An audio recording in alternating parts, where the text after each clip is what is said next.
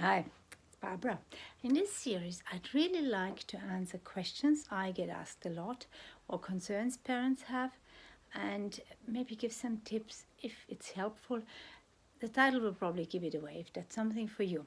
I get asked quite a bit, what do I do if my child is always angry at me, is defiant, does not cooperate, is frustrated, and all this anger is directed at me as a mother or to the siblings. And that is quite common. And we all know the root cause is the deep fear, is the embarrassment, and is that lack of ability to bring forth what they know they have inside. So it is probably not very good for parents to tell them, you're wonderful, you're great, because they won't believe it. Mom, you have to say that anyway, but you don't know how I am really. And I have found that I learned a lot from my courses, but much more from my clients. And one of my greatest teachers was Jared. And let me tell you Jared's story. I learned two important things from him alone. He's a 9-year-old boy, and he came with his mom down from the Northern Territories, and arrived at the center. We have this beach retreat at the Central Coast, and it was just amazing. The mom loved it, the boy loved it. We had the first day dream. He was just amazing. He did the alphabet, he could focus, and I said, wow, Jerry, tomorrow we can start to read. Which was probably my mistake, because I had no idea how much fear was in that reading word. So the next day he refused to get out of bed, and he was hiding behind his iPad playing games and refused to even talk to his mom nor me. And we eventually took the iPad away, and we said we can't force anybody to read, but it's not going to happen. The iPad is played all along in bed. So he was eventually hiding under the bed, didn't come out, and went on hunger strike, and for the rest of the time banged his feet against the door of his room. Mom was begging, Mom was pleading, Mom was crying, Mom was screaming and hitting. Nothing helped.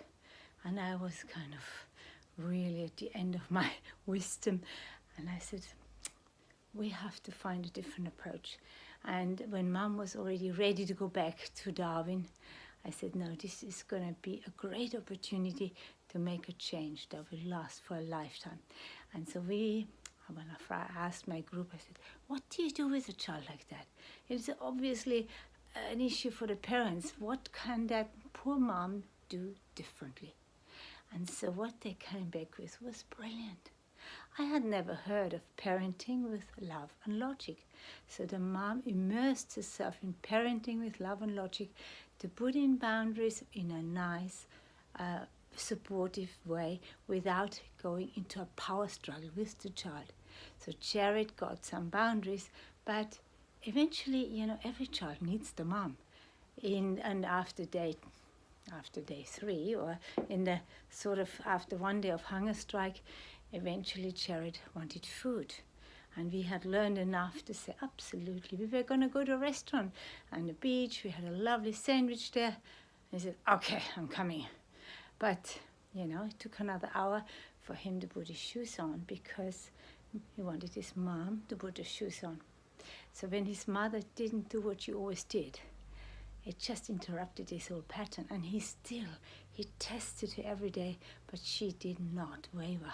She was kind, she was smiling, and she said, whenever you're ready, we can do that. And he would take her phone and threaten to throw it over the balcony's edge if she didn't oblige him, or if she didn't obey him. Now, this mom was very smart now. She said, that's fine, go ahead. Probably be 1 year of pocket money, but it's your choice.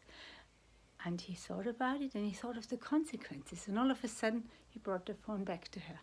And this is slowly, every day, he improved, and he loved having these boundaries, and he got that assurance that his mom is going to stick to that.